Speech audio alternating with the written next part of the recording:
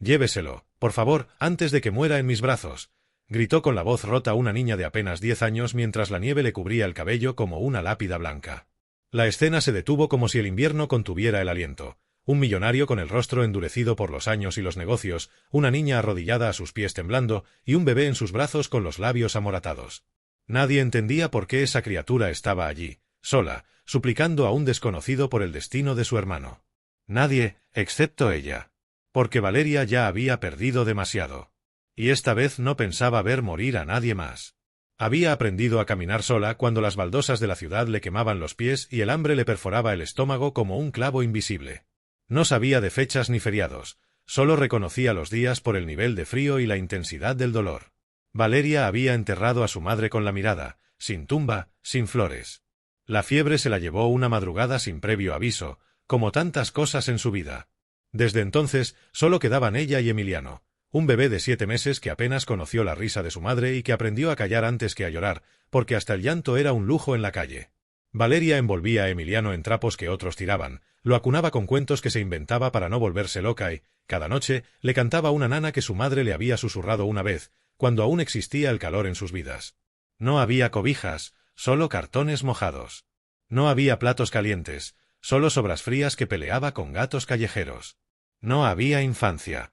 Solo resistencia. Y aún así, nunca pidió nada para ella. Solo comida para Emiliano. Solo algo de sombra cuando el sol era insoportable o un rincón seco cuando llovía sin piedad. Pero ese diciembre, la ciudad se volvió más cruel que nunca. Una nevada inesperada convirtió cada esquina en una trampa helada. Emiliano dejó de llorar. Y eso la aterrorizó. Porque su hermano solo callaba cuando el frío le apretaba el pecho y los pulmones se le cerraban como una flor marchita. Entonces, entendió que no podía esperar más. Que debía hacer algo. O perderlo para siempre. Se había enterado, por casualidad, de que ese hombre poderoso visitaría la ciudad ese día. Un empresario cuya fortuna parecía sacada de un cuento, pero cuya fama estaba cubierta por el hielo. Julián Ramírez, un millonario que no hablaba con la prensa, que jamás daba limosna, que nunca sonreía. Valeria no sabía su historia. Solo sabía que tal vez, solo tal vez, él podría salvar a Emiliano. No con amor, sino con dinero. Con recursos. Con calefacción. Por eso se plantó frente a él en plena calle, con la nieve cubriéndole las pestañas y la dignidad hecha pedazos. Las rodillas desnudas se hundían en el hielo, los dedos entumecidos apretaban el cuerpecito de Emiliano con fuerza, como si eso bastara para darle vida. Por favor, no lo deje morir como a mi mamá. No quiero quedarme sola otra vez. El hombre no dijo nada. Su escolta quiso apartarla, pero él levantó la mano. En ese gesto seco, algo cambió. Julián bajó la mirada y por un instante eterno contempló los ojos de Valeria. No vio suciedad. No vio mendicidad. Vio fuego. Vio una niña luchando contra la muerte, usando su último recurso, el amor. Se inclinó, tomó al bebé entre sus brazos y por primera vez en años, sus dedos temblaron. «Suban al coche», murmuró. Nadie lo había escuchado dar una orden con esa voz. La calefacción del vehículo era un paraíso. Valeria no sabía si estaba soñando. Apretaba las manos en el regazo mientras miraba a Emiliano envuelto en una manta de cachemira que costaba más que todo lo que había tenido en su vida. Julián no hablaba. Solo observaba al niño con una expresión que no encajaba en su rostro de hielo. Como si viera a un fantasma. O una señal. La mansión era tan grande que Valeria pensó que se habían equivocado. Los ventanales altos, las luces cálidas, el olor a pan y madera. Todo era irreal. Cuando cruzó la puerta, se sintió culpable por pisar una alfombra tan limpia. Una mujer mayor la recibió con una sonrisa que le recordó a su madre, esa sonrisa que no se finge. «Tú debes tener hambre», dijo, y le puso en las manos una taza de chocolate que le quemó los dedos y el alma. Esa noche, Emiliano durmió en una cuna por primera vez. Dejó de temblar. Respiró tranquilo. Y Valeria se sentó en el suelo a su lado, sin moverse, vigilando que no desapareciera como todo lo demás en su vida. Al amanecer, la llevó Julián a una sala enorme con un árbol de Navidad gigantesco. Había regalos, luces, una chimenea encendida. Pero lo que más la sorprendió fue verlo a él, de pie, con una caja en las manos. «Esto era de mi hija», dijo. «Murió hace 10 años, con su madre, en un incendio. Desde entonces no he vuelto a celebrar nada. Hasta hoy».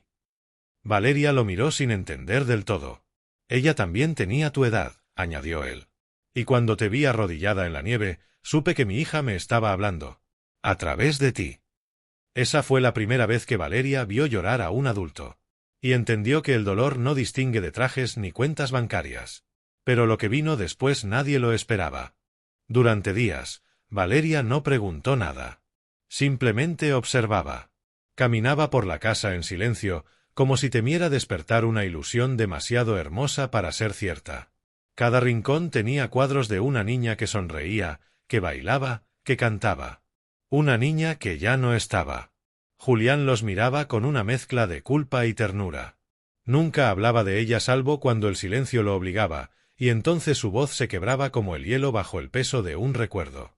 Valeria, sin saberlo, había traído a esa casa algo que no se compraba con dinero, el derecho a sentir de nuevo. Y aunque no lo entendiera aún, estaba sanando más de una herida. Comenzó a jugar con Emiliano en el jardín, sus risas dibujaban colores sobre la nieve. Cada paso que daban por ese suelo blanco parecía un perdón que nadie se atrevía a pronunciar. Pero no todo era paz. Una mañana, mientras Valeria desayunaba con Julián, el noticiero mostró su rostro. Una fotografía tomada en la calle, el día en que se arrodilló con Emiliano. El titular gritaba: «Misteriosa niña suplica al millonario Julián Ramírez por la vida de su hermano, gesto de humanidad o estrategia de imagen». La historia se había hecho viral. Las redes no hablaban de otra cosa. Algunos decían que era un montaje. Otros, que Julián usaba niños pobres para lavar su imagen. Y pronto llegaron los reporteros, los drones, las cartas anónimas y las amenazas veladas. Valeria no entendía por qué la gente odiaba tanto que un rico ayudara a un pobre. Ella solo quería que Emiliano viviera, nada más. Pero Julián, que había enfrentado al mundo empresarial más feroz, descubrió que esto era distinto. «Te convertiste en símbolo sin quererlo», le dijo una noche. «Y eso molesta más que cualquier crimen». Un día, una mujer elegante tocó la puerta. Se identificó como funcionaria del sistema de protección al menor. Mostró documentos. Exigía llevarse a Valeria y Emiliano a un centro estatal. «No pueden estar bajo tutela de un civil sin trámite legal», explicó. «Aunque usted tenga dinero, señor Ramírez, hay leyes que cumplir». Julián apretó los puños con rabia contenida. Intentó negociar, ofrecer abogados, explicaciones, todo. Pero la mujer fue inflexible. O los entrega voluntariamente o se expone a una denuncia por secuestro. Valeria, al escuchar la palabra secuestrador, tembló. Por primera vez desde que estaba allí, volvió a sentir el mismo miedo que en la calle. El miedo a perderlo todo. Otra vez. Esa noche no durmió. Se sentó junto a la cuna de Emiliano y escribió una nota. Una sola frase: «Gracias por devolvernos la vida». Luego, dejó el papel sobre la mesa, besó en la frente a su hermano y salió por la ventana. No quería que él la viera llorar. No quería que Julián la viera huir. Pero no quería volver a perder a nadie por su culpa. Caminó durante horas bajo una nieve traicionera. Sin rumbo, sin abrigo, solo con la voluntad de desaparecer antes de que la separaran de Emiliano. Pero no llegó lejos. Su cuerpo, aún débil, aún frágil, no resistió. Se desplomó junto a un contenedor, sin fuerzas ni para pedir ayuda. Cerró los ojos, deseando ver a su madre, aunque fuera solo un segundo. Pero alguien la encontró. Y no fue un desconocido. Julián había leído la nota. Supo de inmediato lo que ella había hecho. Salió en su busca sin avisar a nadie, con una linterna y un abrigo grueso. No llamó a escoltas ni a la policía. Sabía que, si la encontraba viva, no debía verla rodeada de trajes. Debía verla él. Como padre. Como el hombre que había elegido sentir de nuevo. La halló poco antes del amanecer, con el rostro cubierto de escarcha y los labios morados. No dudó. La levantó entre sus brazos y corrió como no lo hacía desde que intentó salvar a su hija entre las llamas. Y esta vez, lo logró. Valeria despertó 2 días después en una cama de hospital, con una enfermera peinándola suavemente. La habitación olía a flores. A esperanza. Julián estaba sentado a su lado, con Emiliano en brazos. «No volverás a huir», le dijo. Porque ya no estás sola. Porque ya eres mi hija. Y nadie te va a arrebatar eso. El proceso legal fue una batalla. Pero Julián lo enfrentó con más pasión que cualquier negocio. Luchó por la custodia con el mismo ímpetu con el que una vez construyó su imperio. Presentó pruebas, testigos, documentos. Y al final, ganó.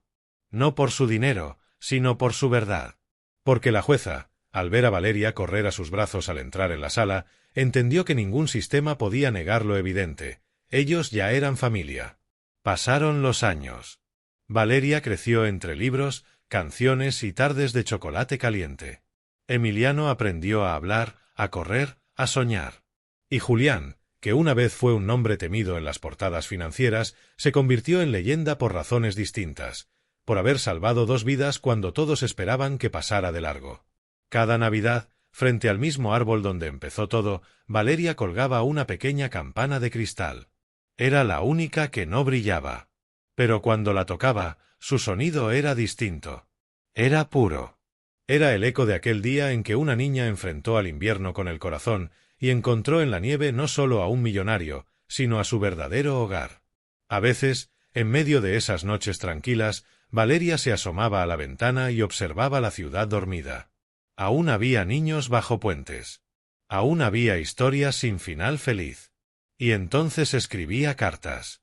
Muchas. Cartas que Julián ayudaba a entregar, sin firmas, sin créditos, con donaciones que cambiaban vidas. Porque ella sabía que un gesto puede salvarlo todo. Porque ella, una vez, salvó el alma de un hombre, solo con amor. Y ahora, mientras el fuego crepita y Emiliano duerme en su cuarto, Valeria cierra los ojos y susurra la misma nana de siempre. Duerme, pequeño, que la luna te cuida y el amor siempre nos guía.